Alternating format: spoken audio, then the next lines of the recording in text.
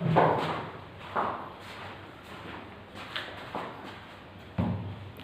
बच्चों, स्टार्ट करते हैं क्लास 8 के लिए थर्ड बी एक्सरसाइज की समरी। ठीक है, समरी के हमारे पास कुछ पॉइंट्स हैं यहाँ पे। सबसे पहला पॉइंट है कि नंबर एंडिंग विथ 2, 3, 7 और 8 आर नेवर परफेक्ट स्क्वायर।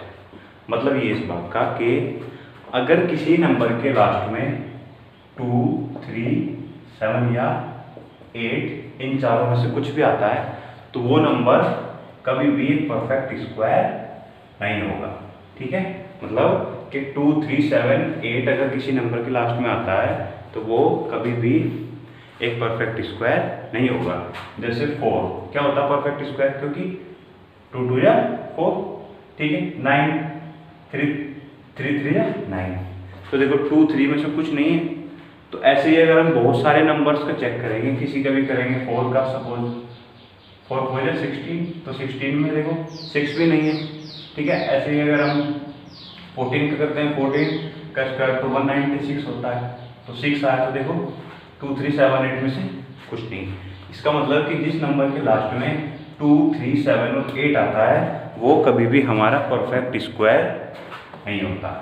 ठीक है, उसके बाद जो सेकंड हमारी समरी में पॉइंट है वो ये कि number ending in an odd number of zeros is never a perfect square. मतलब अगर हमारे पास कोई नंबर है 10, 1000 और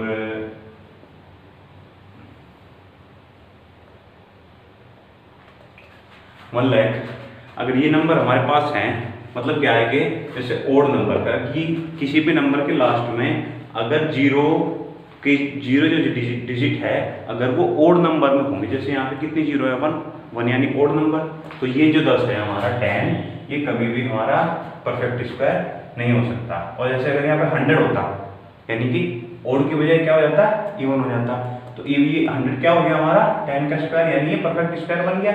और अगर 10 है तो ये हमारा परफेक्ट स्क्वायर नहीं होगा।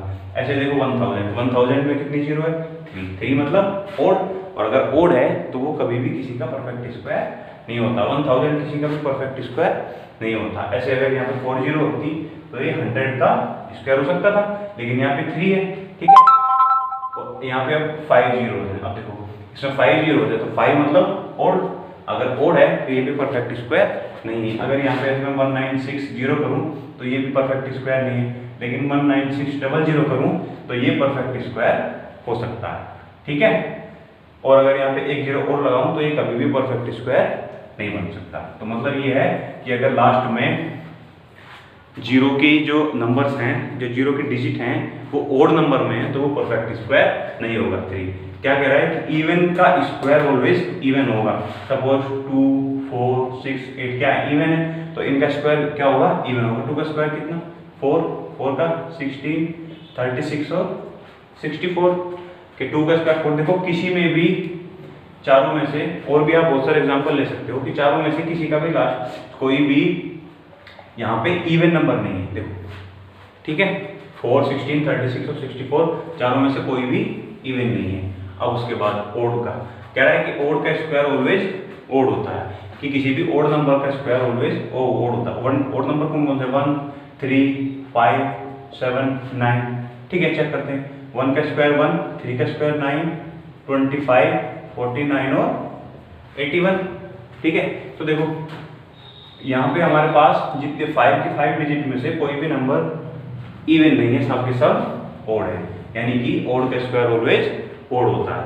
अब उसके बाद नेक्स्ट जो हमारा समरी है वो है कि प्रॉपर फ्रैक्शन का स्क्वायर जो होता है वो लेस देन फ्रैक्शन होता है।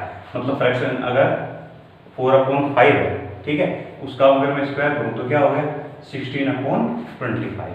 ठीक है, तो ये ऑलवेज 16/5 4/5 से ऑलवेज लेस होता है, ऑलवेज लेस होता है। लेस कैसे होता है आप लोग बहुत अच्छी तरह जानते हो, कंपेयर करके देख सकते हो। ठीक है, और बहुत सारे इसमें एग्जांपल ले सकते हो। और क्या कह रहा है नेक्स्ट में कि n+1 का स्क्वायर माइनस n का स्क्वायर, मतलब कि अगर हमारे पास दो नंबर है, सपोज हमारे पास 14 है, इसको हमने n मान लिया। क्या कह रहा है कि n+1 का स्क्वायर माइनस n का स्क्वायर, जहां पे n क्या है, नेचुरल